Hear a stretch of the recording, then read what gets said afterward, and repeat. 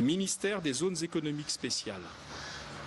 Sont ainsi nommés président du conseil d'administration de l'agence de planification, de promotion et de développement des zones économiques spéciales, Madame Catherine Ebonza Nelipiti, administrateur en chef des SAF hors classe de 15e échelon. Directeur général de l'agence de planification, de promotion et de développement des zones économiques spéciales, Monsieur Dieudonné Roch Massoyi Eteka, auditeur, contrôleur interne. Spécial, tremplin pour l'industrialisation de la République du Congo. En tout cas, en dehors du président du conseil d'administration, Madame Catherine Mbonza Lipiti, qui a été nommée, il y a eu aussi la nomination d'un directeur général de l'agence de planification, promotion et développement des zones économiques spéciales, en la personne de Dieudonné Roch Massoyi Eteka. Pour ne parler que de ce dernier, il faut dire que Dieudonné Roch Massoyi Eteka sera la cheville ouvrière de la zone économique spéciale, car c'est lui qui aura désormais la mission de réaliser et d'entretenir les infrastructures, mais aussi de conclure des conventions d'investissement avec les investisseurs. Le portrait de cet homme sur lequel la République du Congo fonde tous ses espoirs, c'est notre dossier de la semaine, signature Vich Zabé.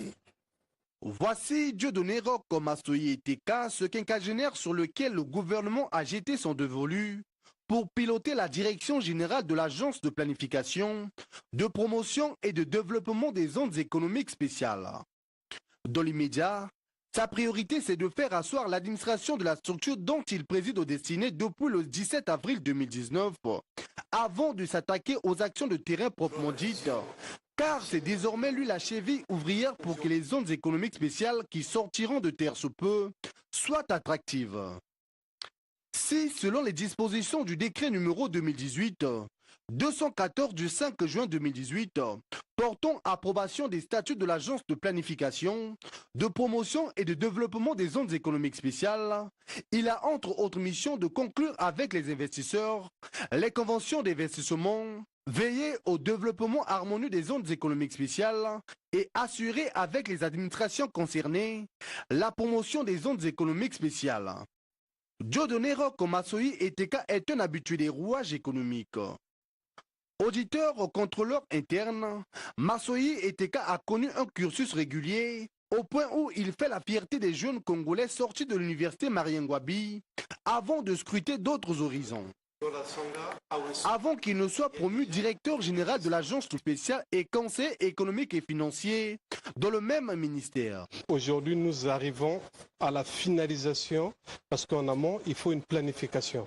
Après la phase de planification, nous allons passer à la phase de la signature, donc où les deux parties congolaises et chinoises vont s'engager effectivement à la réalisation de cette zone économique.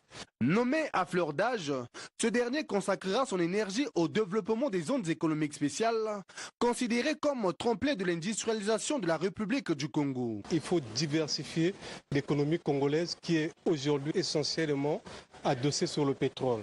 Donc, par la construction de la zone économique, il y aura construction massive, sinon industrialisation massive de l'économie congolaise et mécaniquement, il y aura création de l'emploi, amélioration du PIB et tout autre genre, amélioration du cadre de vie des Congolais. Dieudonné Roch Massoyi Eteka aime la lecture et le football est son sport préféré.